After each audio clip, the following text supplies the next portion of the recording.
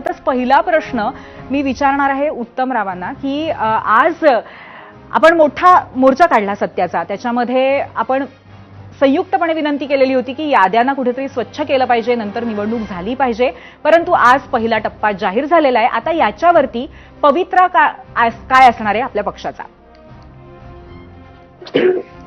नक्कीच ताई, आपल्या माध्यमामधून महाराष्ट्रातल्या सगळ्या जे आपले वाचक आहेत किंवा बघणारे प्रेक्षक आहेत, खरोखर हा मुद्दा म्हणजे अनेक दिवस अनेक विषयानं मी गेल्या 10 महिन्यापासून मी हा मुद्दा लावून धरलेला आहे की खरी गडबड ही मतदार यादीमध्ये न होता ती ईव्हीएमच्या माध्यमातून मतदाना दिवशी टाइम आणि डेट हा प्रोग्राम सेट करून केली जाते.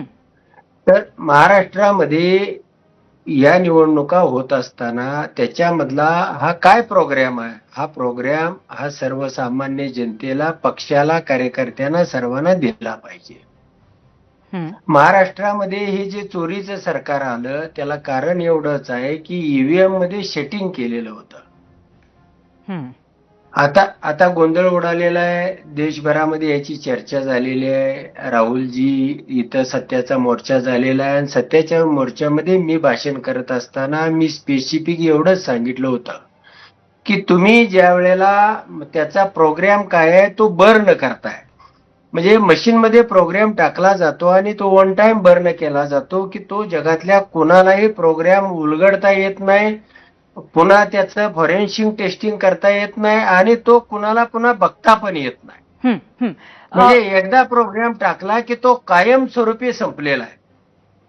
मग आमचं म्हणणं असं आहे की त्याच्यामध्ये पुन्हा प्रोग्राम लिहिता येत नाही, वाचता येत नाही. तर हा जो काय प्रोग्राम आतमध्ये टाकलेला आहे, हा प्रोग्रामच यांच्या जिंकण्याचं देशामध्ये असेल, राज्यामध्ये असेल, अनेक राज्यामध्ये असेल, वेगवेगळ्या भागामध्ये आलटून पालटून असेल, परंतु हा प्रोग्राम आहे त्याचा बळी हे महाराष्ट्र राज्य गेलंच, पण माझा मतदारसंघ आहे तो 1 लाखाच्या वरती मतदान हे चोरीला गेलं.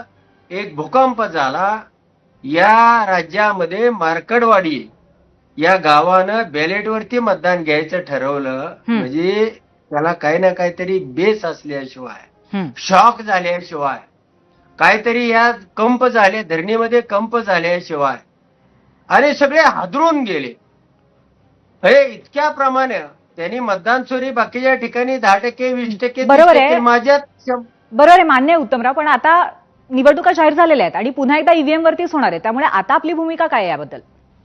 नाही, आता त्याला व्हीव्हीपॅट नाही, पण व्हीव्हीपॅट असलं तरी दिलेला मॉकपोल हे सुद्धा पारदर्शकतेचं प्रमाण नाही. म्हणून आता आम्ही ज्या वेळेला ईव्हीएम येणार आहे त्यावेळेला त्यामधली चिप ही आम्हाला आमच्या लॅपटॉपवरती किंवा डिस्प्लेवरती ती डिस्प्ले करून दिली पाहिजे. त्याचा प्रोग्राम काय आहे तो सांगितला पाहिजे, आणि अन्यथा आम्ही मतदान करू देणार नाही. मतदान करू देणार नाही, आम्ही ही प्रक्रियाच पुढे जाऊ देणार नाही. आम्हाला पारदर्शकतेचं प्रमाण नाही दिलं तर या राज्यामध्ये कुठेही निवडणूक होणार नाही, हे मात्र तुम्हाला खात्रीने मी सांगतो.